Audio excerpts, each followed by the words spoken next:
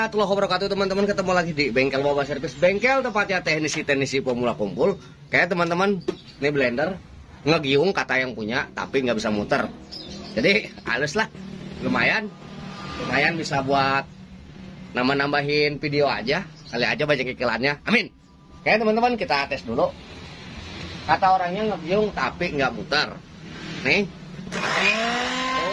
Baling-balingnya nggak muter. Maka ini adalah hal yang paling sepele.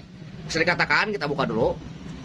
Nih, antara gear yang luar dan gear yang dalam ini nggak udah habis lah gearnya. Tuh, tapi dia tetap muter.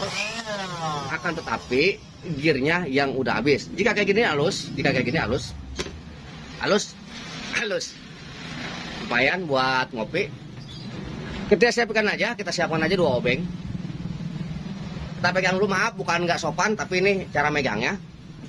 Maaf bukan nggak sopan karena semua dipakai.